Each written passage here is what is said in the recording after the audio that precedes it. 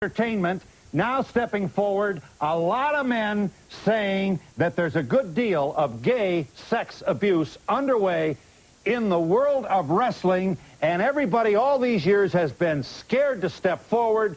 Now come forward a number of people to say, because I wouldn't have sex with another guy in the game, I couldn't get promoted, including three, honestly, some... Well, listen, while you're laughing, this has been a not-so-funny issue for women. Now we have a casting couch, essentially, alleged, in the wrestling game, and some guys are saying, I lost my job because I wouldn't do this to this guy who was a higher, more powerful than me on the ladder. And before you think this is trivial, first of all, let's understand that a couple of these charges involve kids. 14 years old, juveniles. You go to jail for a long time if you're involved with sex of any kind with a juvenile. One more point. The Wrestling Federation, you know how you tee-hee, ha-ha, what a joke, hoo-hoo, $1.7 billion in 1990. That's more revenue that has been generated by the NFL. So while you're laughing, somebody is whistling all the way to the bank. We have three people who used to be in the wrestling game who are going to tell you that they indeed encountered people who wanted sexual favors, and they were professionally penalized when they said no. And if you think the WWF is hiding behind lawyers, here is the head of that organization, who has accepted, incidentally, recently, resignations from two executives who stand accused of gay sexual harassment. He'll have a prepared statement. First, let's get the charges underway here. Gentlemen, Murray Hodgekins, hired by Vince McMahon, here on my left, for the TV job. You were the commentator. And then fired 2 months later. What happened? Can you specifically, and without taking us around the world, tell us, what is it that happened to you? I wouldn't sleep with the vice president of operations, so they fired me. Is the vice president of operations one of those who resigned? Yes, he is. And do you want to name him? I don't think that'd be necessary. What did you announce? Did you do any color for any telecasts? Yes. About how long did you do the color? Oh, I started for about a month. They hired me for a 2-year deal, and it just went right out the window when I decided that I didn't want to sleep with the vice president. Was there any touching? Was there any kind of vulgar locker room activity? We're trying to be specific here, Murray, as a court of law would oblige any person to be of any gender. It was a little worse than that. He blatantly threatened my job security. He didn't say sleep with me, did he? Is that the way men talk? I don't think this is the proper forum to be discussing. I agree with you, and I appreciate very much you're bringing a certain amount of decorum to this. This is a daytime television show, and we don't want to draw any dirty pictures. Did it happen more than once? No. Just once? Yeah. And then how long after you said no were you dismissed? Just a couple of weeks. Barry Orton. Here's Barry O, the former professional wrestler, who you think you lost your job with the WWF after refusing similarly. Actually, no, I've never actually said that. Okay, that's something that the media has come out, and with the stories that I've given, they have kind of turned it around to where I've said that. I've never said that. However, I had encounters with two of the gentlemen that have resigned since the allegations began. And these incidents, of course, happened in 1978, which is a long time ago. However, the impact and the gravity of the situations are very severe. And, you know, if they were behaving that way then, and, you know, they would be behaving that way now, I would expect. No laugh here. You accused an executive of grabbing your crotch, legs, and chest and wouldn't stop. Yeah, well, I was in between the two of them in the back seat of a car on a trip. You were in the center. Right. And you thought it to be a place where a junior guy has to sit. Pretty much, This would be early 80s? This was 1978. 78. Right. So this is before the billion-dollar Wrestling Mania pay TV Hulk Hogan yes. era. And you had to drive, you know, you guys weren't weren't walking in money then. Right, and everyone, you know, the more people in the car, the better, because everyone would split the expenses and keep their travel. And then don't you saying that you got out of the car and said, not me, and... Oh, yeah, you know, went on for several minutes. I finally demanded that the car be... At first, I thought it was kind of funny that they were joking, but then it became, you know, harassment. Right. Barry, it would be hard for a jury to feel a whole lot of sympathy for a guy of your size, you know what I mean? A helpless woman you're not. How old were you when this transpired? 19 years old. Probably about 35 pounds lighter. And also probably not altogether together in your head, like a lot of 19-year-olds. I don't know. Oh, absolutely not. You know, and I was trying to be accepted into, you know, into the business. Yeah. I was young, I was green. And you got the big dream ahead of you. Maybe you're going to be the big guy. And there was money if you got on the main card. Made, yes. Yeah. So you're following your dream, and I suppose you want us to know, among other things, that when a couple of guys in the game, executive types, come on to you like that, and you're 19 years old, you may, you know, you may be a little hesitant to tee them off. Of course. You know, and so I endured it for as long as I could until it became, you know, I started feeling suffocated or, you know, and I couldn't take it anymore. Tom Hankins, you're likewise a pro wrestler. You, what's your story, Tom?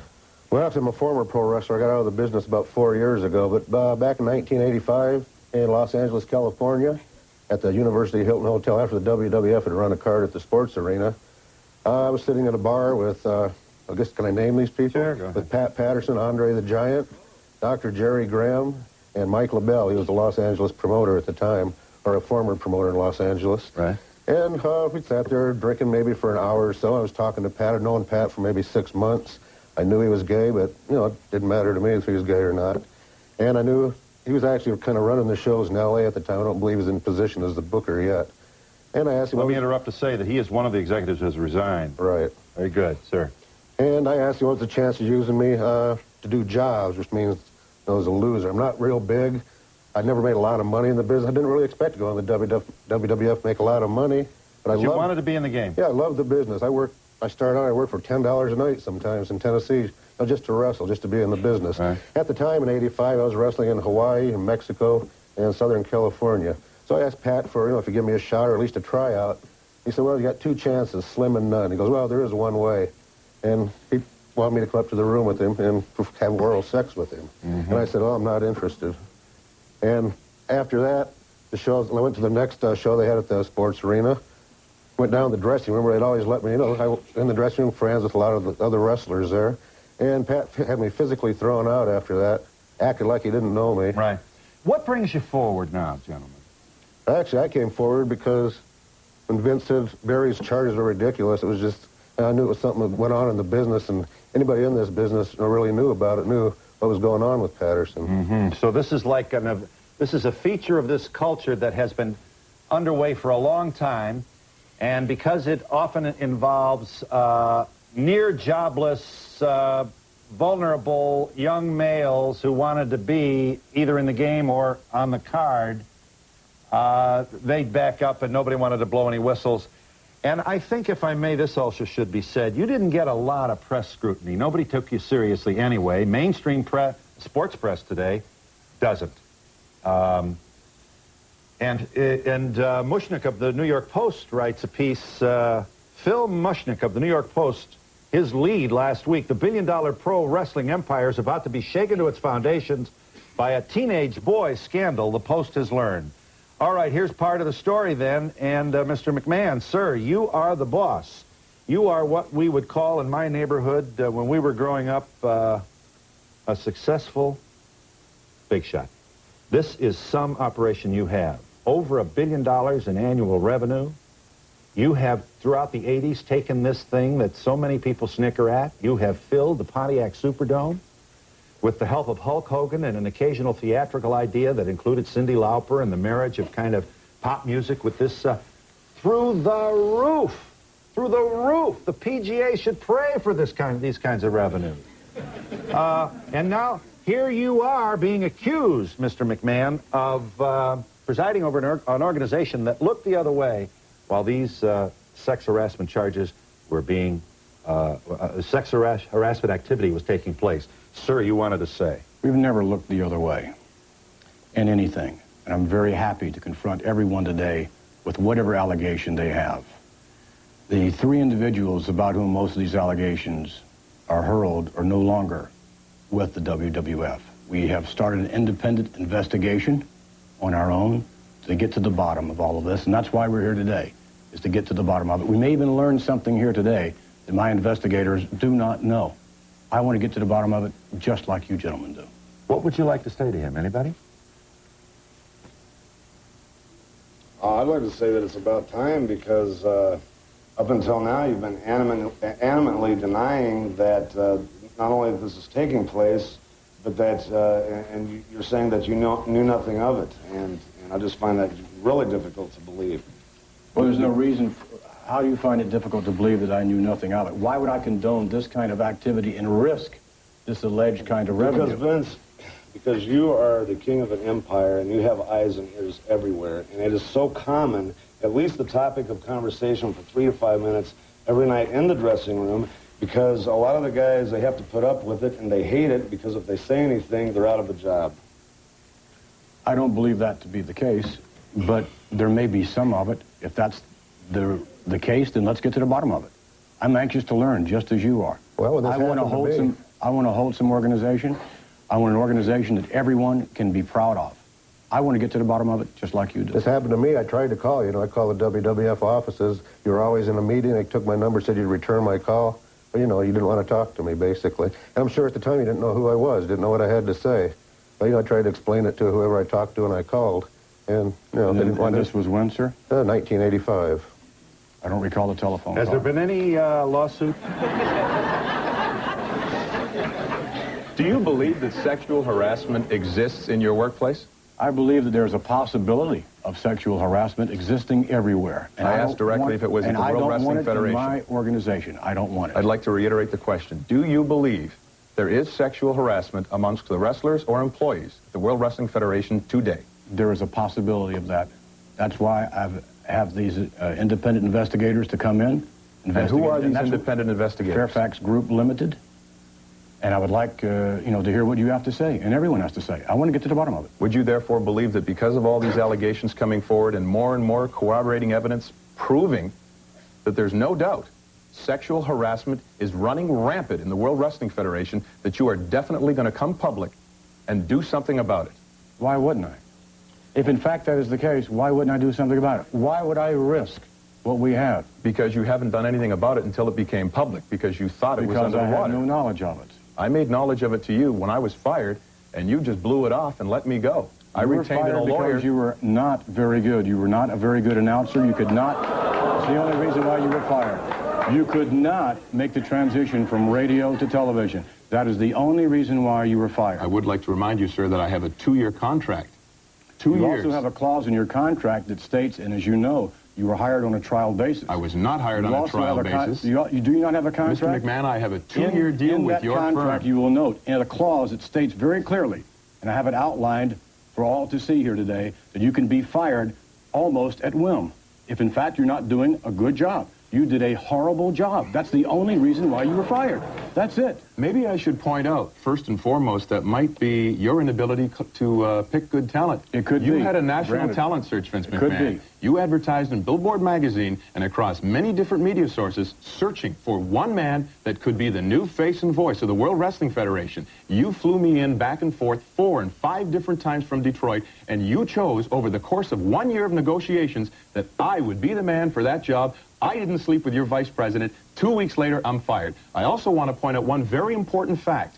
From your office came a letter to my landlord to verify my employment. From that letter, I must bring this point up. It says, Murray Hodgekins has a very secure job with Titan Sports and is a positive and productive employee. From your office. Just because I don't sleep with your vice president, that qualifies to blow me out of a 2-year deal? I don't buy it. Right.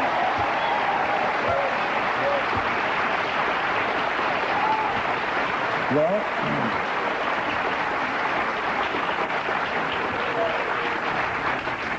said very well, but I believe untrue. If, in fact, these allegations against Pat Patterson, whom you won't name, are true, why not pursue the legal course, the legal recourse. Why not pursue? We are doing that right now. You are.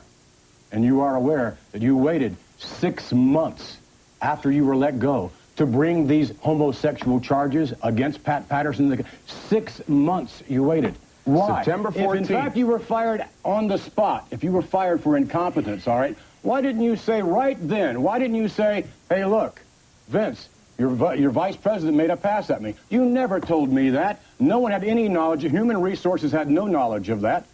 Rene Dubose was waiting to hear your story. Why did you wait 6 months? You asked me for $160,000 today, otherwise you were coming on this program. I'm happy you're on this program. Mr. McMahon, do not try to deflect the truth here. First and foremost... What are you asking for? How much money have you asked for? I have never asked for any amount of money from you. You have tried to buy me off to shut up so I wouldn't come forward and tell of these allegations that's running through the World Wrestling Federation. Your attorney should be consulted. My attorney, on September of 1991, came forward to you with a letter addressed to you, telling you exactly what happened and that I was discharged wrongfully. I had a 2-year contract and that you, too, were well aware of the fact that there was a homosexual advance made against me. Don't tell me I waited 6 months. 3 weeks later, I was on your rear end. 3 months later? 6 weeks later.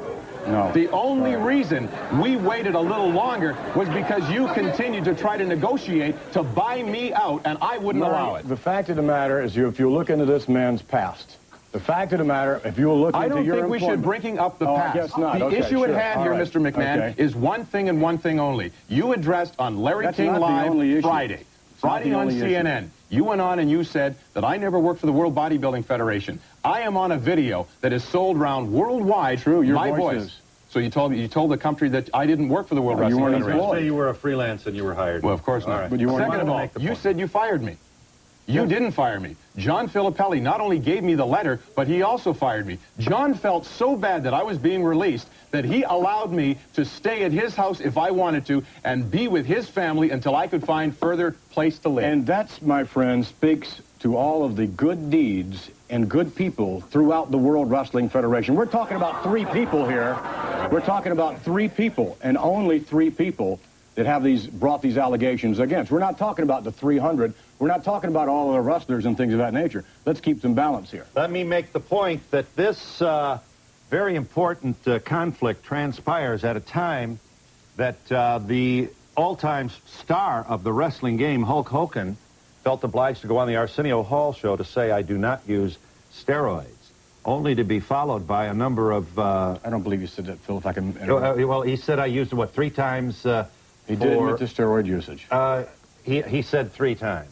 Yes. And we have now several people stepping forward to say, listen, I sent Federal Express packages. They were picked up here and there. This is not to suggest that we know the absolute answer to this. This is rather to call your attention to the fact that now some inquiry extends to Hulk Hogan. Why is that important? Because he's on just about every kind of child's toy you can buy. We're talking Hasbro here. Some of the biggest giants in the manufacturing of toys are, and the images, he's not yet Mickey Mouse, but $1 billion worth of business.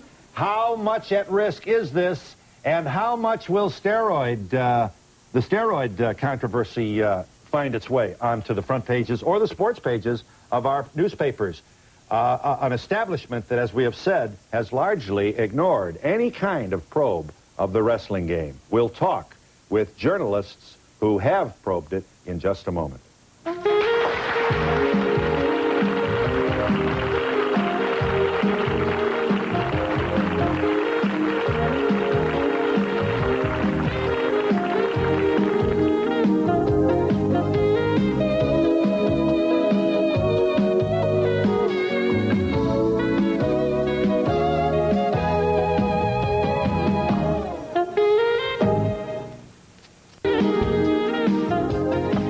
Dave Meltzer.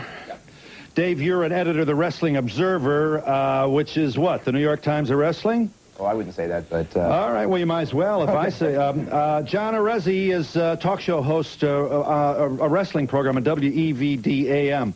You guys will agree that the mainstream folks really haven't had a whole lot of time for any kind of probe or serious attention to wrestling. Isn't that so? Well, I think that's wrestling in general has never gotten its due recognition as far as its popularity. As a business. As a a big business. and entertainment, both positive and negative. I think that it hasn't been given, Yeah. and maybe perhaps that's why a lot of things have happened. Okay. That you mean over the years and no whistles have been blown. Exactly. Give me your shortest speech, Dave. What's going on here? Why is this serious? I mean, I think we know, but there is a kind of a tendency to chuckle at this. You know, the big boys are, are playing with each other is kind of ha-ha. And it isn't. It's not at all. No. Well, tell them why. Tell them why this is important. There's so many different issues here, and the as far as like a criminal thing, I think hopefully everybody in this panel wants just the truth to come out, and I don't know what the truth is. We all hear different versions of a story, and we just want to hear the truth. Very good. So that's fine. John, what would you add to that? Same question. Well, the mainstream media pretty much has ignored the entire situation. They really just started jumping on it last year with allegations of steroid abuse in the World Wrestling Federation, and now they've really come alive. And what, do you think that's what opened the door to these charges? I think what opened the door to all these charges basically was the fact that last year, after the steroid trial of Zaharian, Vince McMahon started a steroid policy. Dr. Zaharian, Harrisburg, PA, 3 years steroid distribution. Right. Yeah. And after that trial, Mr. McMahon started a steroid policy, and during that press conference, he did not invite the wrestling media.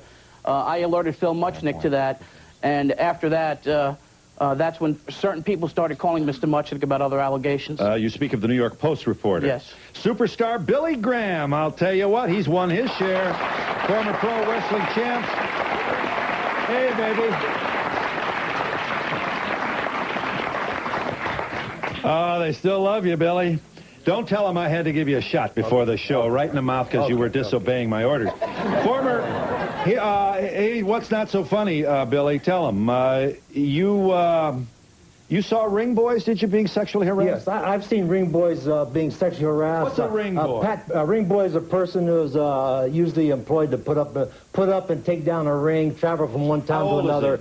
Age group possibly from 13 to 19 to 20, fluctuates anywhere in between. And you saw what? I saw on one occasion, in I believe it was New Haven, Connecticut, Pat Patterson actually grabbed one of these children in the crotch while putting up the ring. I came to the arena a little bit early, walking by the ring to the locker room, and I saw Pat Patterson with his left arm on the kid's shoulder and his right hand in his crotch. I witnessed this for myself. You also claim to have, you did not see the abuse of a 12-year-old boy in the car. You mentioned this on Larry King's program. I wasn't on Larry King's program. Weren't you? I'm sorry, Barry, I'm sorry. Sorry, you weren't. Bruno was. We'll get to Bruno in a moment.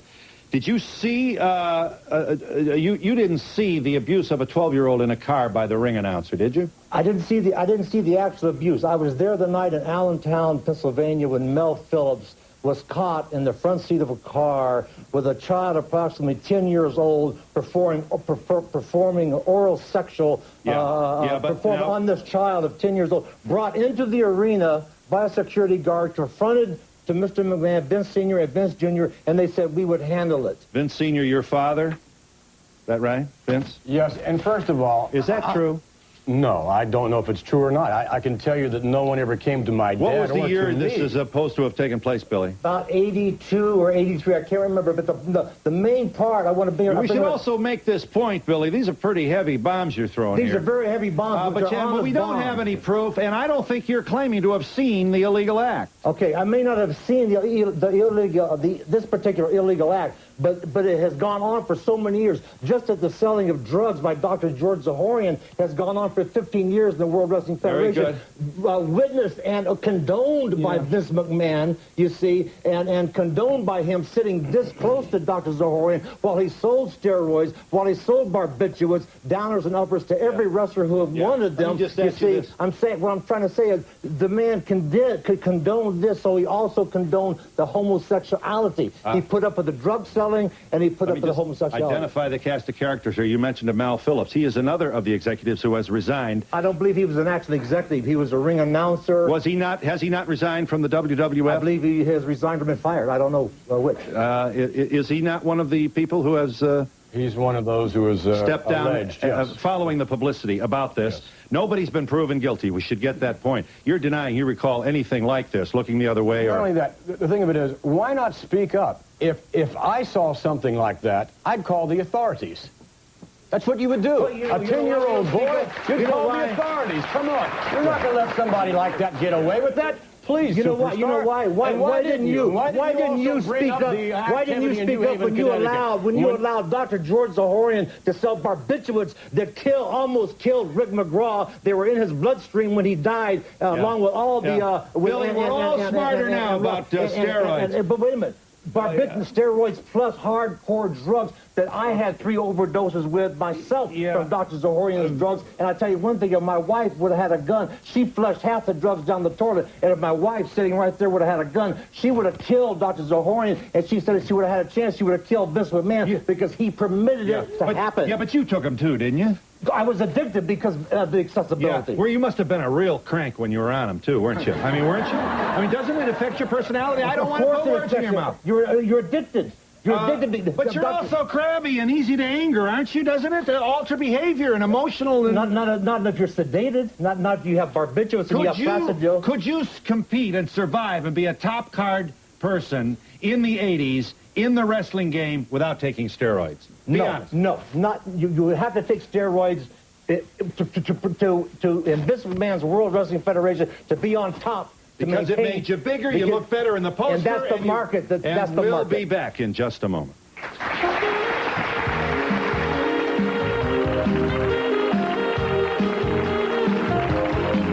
Please send a postcard to Donahue Tickets, care of NBC, 30 Rockefeller Plaza, New York, New York, 10112. Remember, postcards only, please.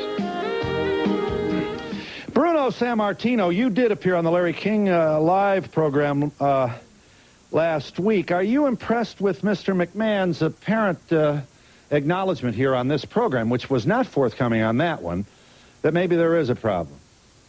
Some of these poor folks out there are sitting there listening to these guys, and when he makes them, they even applaud. Poor people, you don't know this man. Let me explain something to you. I wrestled from 1959 to 81, and I retired. When I came back in 84 as a color commentator, believe you me, the world of wrestling that I left and the one that I found, it was bizarre. I mean, it was filled with drugs of all kinds. We're talking about steroids, but there was cocaine. In fact, this man who pretends like he wasn't aware, why didn't somebody come to me? One time I had to go to Arizona, to New Mexico, different place, because one of his druggies was out of it, and I took his place, even though I really didn't care to at that stage of my life because I had retired. I specifically said to the man, hey, if I'm going to be going to these places in the arena, says I want to make sure that I don't drive with any of you wrestlers that are full of coke and whatever. So he arranged for this other old-time wrestler, Jay Strongbow, for me to travel with him because I wouldn't be in a car because I was always afraid of a car being stopped full of drugs. And he said to me, don't worry, he says, I'll get the agent to rent the car so you can go around with him. Well, let me just say this in behalf of Mr. McMahon. First of all these charges are yet to be proven. They're just coming up. And I want to get to this, Bruno. Well, yeah, that's another thing. Why are they just now coming up? Let's understand this. I can answer that question. What is it? There's never been a forum for them before. You have to understand that the wrestling business has always been a totally closed entity. It's almost like an elementary school. You don't snitch. You don't tell. If something happens in the business, there was a friend of mine, okay, and it has nothing to do with Vince McMahon. I don't want anyone to think it does, who was murdered in a dressing room. And it was very difficult. This was in Puerto Rico. And it was very difficult for the wrestlers, even in the murder, to go to the police the next day and tell the truth. It took one of the guys who was a friend of the guys, says, we've got to go tell the truth. And there was so much pressure on telling that, that you don't snitch. I get it. But this point has to be made. These are men in groups. It sure is. Not unlike the New York Mets. That's right. Some of whose members are now under a very big, embarrassing gun of a charge brought by a woman. Just let me finish here. I guarantee you there's nobody in this audience that's going to drop over of indignation to discover that pot smoking may have taken place. That throughout the 70s and 80s, especially when the money started rolling in, cocaine started to take place. No doubt about that. And I guarantee you, this bright audience knows damn well that steroids were used. This is easy to get. We know this. Now, wait a minute.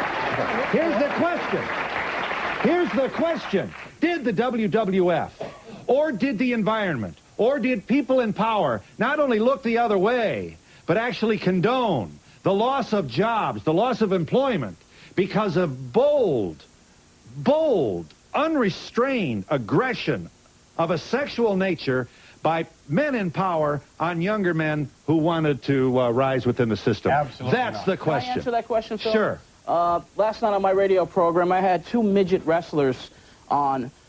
And we don't see them anymore, do we? No, we don't. We don't see them Tell anymore. them why. Last night on my show, a midget wrestler by the name of Karate Kid alleged that in a dressing room, Pat Patterson made some sexual advances towards him. The leader of the midget group, Lord Littlebrook, went to Pat... No, it sounds bizarre, and it is bizarre, but it's sad. Make the story, please. Running out of time. Yes, okay. Lord Littlebrook went to Pat Patterson and said, leave this kid alone. He's not gay. He scared the little guy, to tears. They were not used, but one time after that sexual advance was denied. They were only used one more time, and the midgets have not been used since then. Vince McMahon. Here is the owner of the World Wrestling Federation. And he's already lost, how many? 2 or 3 executives have resigned. 2 executives and 1. 2 executives and 1 announcer. One announcer. Yes. Who worked right under him. What did Mr. McMahon know, and when did he know it? And is it unfair to have asked him to give these guys the heave-ho, given the complexity of these charges? Who's got the evidence? Who's going to believe who? Did he fire this and out? This is, if it weren't so painful, it'd be fascinating. We've got the boss saying to the secretary who accuses him of a sexual abuse, I fired her because she couldn't type. Maybe she couldn't type. What is the truth? We'll be back to explore it further in just a moment.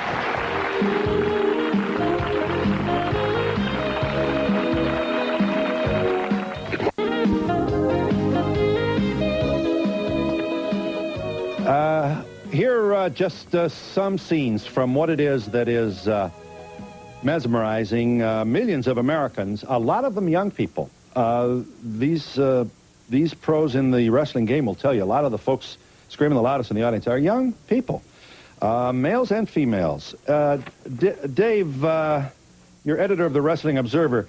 Do you see Mr. McMahon coming forward here to open the door, at least, to the possibility here? Are you impressed with what he has said here in the first part of our program? It surprises me, and I'm glad he said it, because... You're glad he said what? I'm glad he admitted that there was a possibility, because none of us know for sure. Maybe Barry does, okay? And Murray and Tom, okay?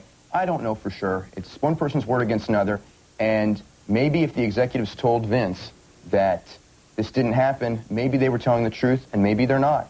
I can't tell you for sure, although I will say this. I do believe Barry's story. He took a polygraph, and I've spent a lot of time discussing it with him, and I think that I'm pretty decent at talking to wrestlers and separating the fact from the fiction, and I believe Barry's story. I'd like to take the time to Barry, please. Sir. Say that what the big story really was not really the story where I sat between Pat Patterson and Terry Garvin, but shortly thereafter there was another instance, and I remember I'm 19 years old, and I drove from Amarillo to Albuquerque, New Mexico with a single passenger being Terry Garvin, who about 40 miles outside of town started proposing that he perform oral sex on me while I was driving, begging me to let him do so. And of course, because I was young, I didn't want to lose a position or a shot. And I don't have homophobia. I have no problem with, I'm a First Amendment person. I believe everyone has a right to do whatever they want to do. Right. And I told him as nicely as I could, please don't be offended, but that's not, what I'm into, and nothing personal, and, I'm still your friend, but no thanks. And he did this. Every 40 or 50 miles, he would start again, and it got harder and harder to talk him out of it. That's horrible, but that happened. Well, let him finish his point. And your point, Barry, my point is that Dave Meltzer just said, I have taken a polygraph about all this stuff and came back totally clean. My point is that if he was attracted to young men and younger, because I even heard the stories of the kids underage back then. His behavior towards you makes you wonder about how he may have behaved toward others. Is this the point? Yeah, even now. And you also want to know what? I mean, you don't want to get the posse and the rope and the tree limb for Vince on this, do you? No, I don't. I don't want to get the posse and the rope for Vince. However, This has been going on in the dressing room in the WWF with, and I'm talking, you know, under Title VII of the code on the law, it says that any unwelcome sexual advances, touching, or anything else is sexual harassment. Right. Now, we have these guys who are bookers and top executives, and believe me, I'm out of here before they are. I know I can't go and complain. I'm sorry. Now, you can say whatever you want to say, and you know that to be true. They have the power. No matter what you say, you're going to be dismissed. I'm gone because they are more important than I am. Yeah, you wanted to say, Bruno, very briefly, with all kinds of folks in this audience who haven't even had a chance. They're coming after me here. I'm going to need you in just a minute. McMahon said, why didn't they go to the authorities? What you folks don't know is that you don't go to the authorities if you want to eat because you're dead. You're finished, kaput, blackballed. His father blackballed me all over the country, not for this, for some other issue. Well, let's not bring in that. No, I won't. I'm just talking about that. There's no union. Right. There's no protection for the wrestler. Very good. Speak up, you're dead. Vince McMahon, here's the charge. You had to see this. Your agents, right under you on the organization chart, are accused. 2 of them have resigned, including an announcer. Where were you all these years? Was the money so good? Was the glamour so great? Was the business exploding so wonderfully that you didn't have time to get into this kind of thing and you looked the other way and allowed it to happen? That seems to be the way this charge is evolving against you. Well, I certainly didn't look the other way. There's no reason for me to look the other way and risk everything that we have going for us. You didn't know any of this was going on, Mr. McMahon? No, I did not. What Barry is making reference to is an act some 14 years ago. 14 years ago, that happened. How am I supposed? I don't know that happened. This is the first time hearing of it on the show the other day. Yeah. Do you believe it? It could very well have happened. And to that extent, if in fact it did happen, again, those individuals whom these allegations are being brought against are no longer with me. I don't know what else more I can do other than to garner as much information as I possibly can to see that if in fact some of this was going on, does it happen again? You know, we're always going to have wrestling. The question is, how threatened now is this empire with the accusations of steroid abuse and now a gay sexual harassment? Because if you don't convince, obviously this is, I'm not suggesting, I'm telling you something you already don't know. If you don't fix this, you're not going to be able to give these tickets away. No question about it. And we'll be back in a moment.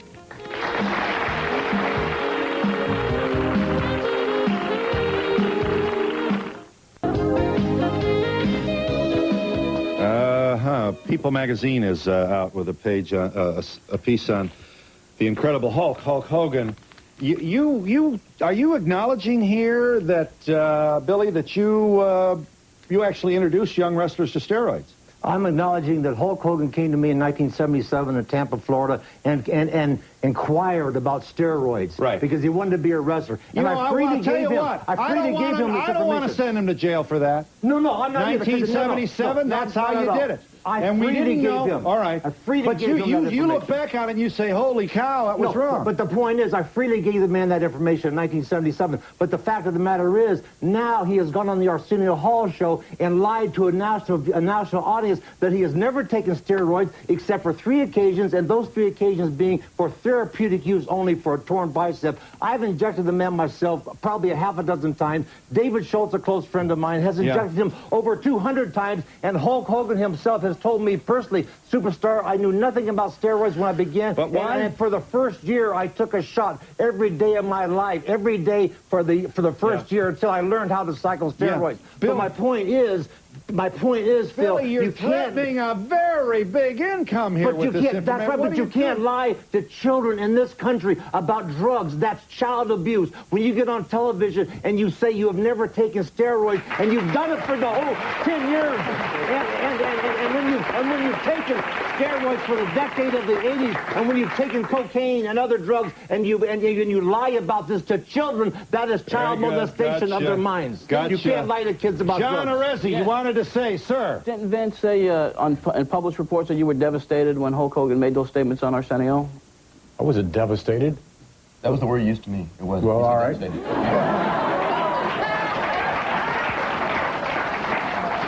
It was in the Observer. I don't recall using the word devastated.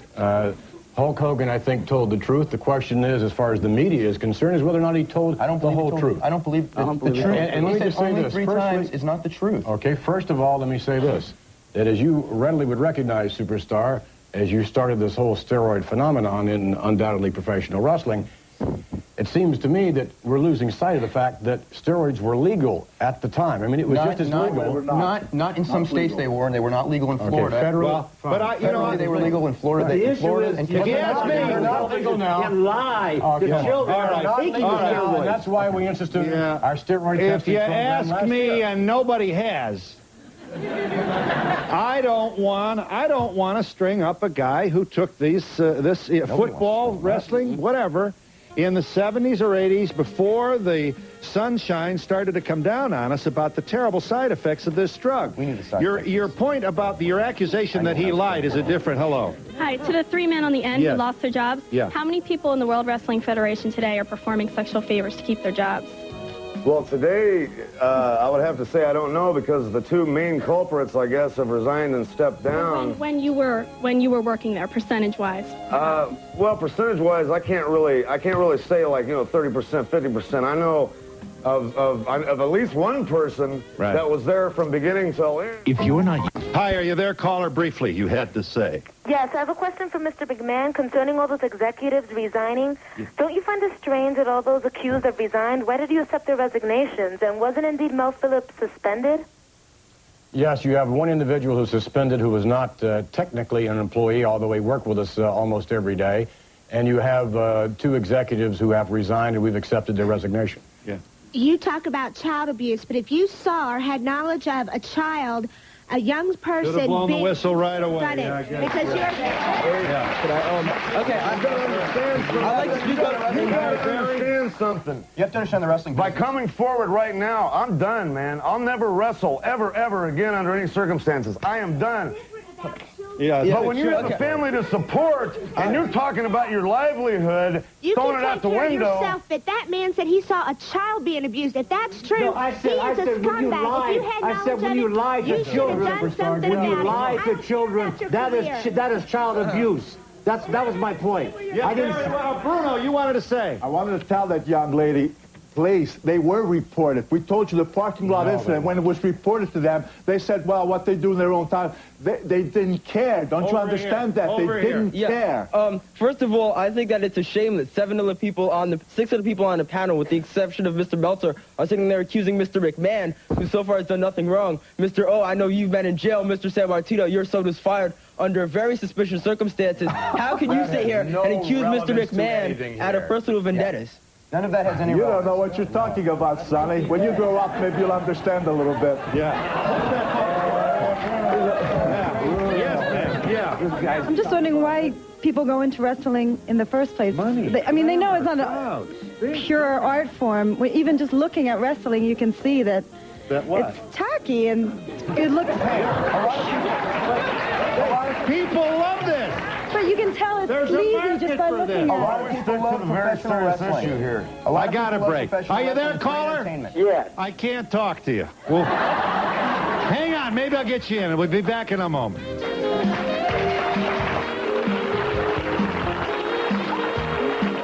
For a transcript of today's program, send $3 check or money order to Donahue Transcripts, 1535 Grant Street, Denver, Colorado, 80203, or call 303-831-9000. From sexual equality to sexual harassment, are women suffering a backlash for the success of the feminist movement? Next, Donahue.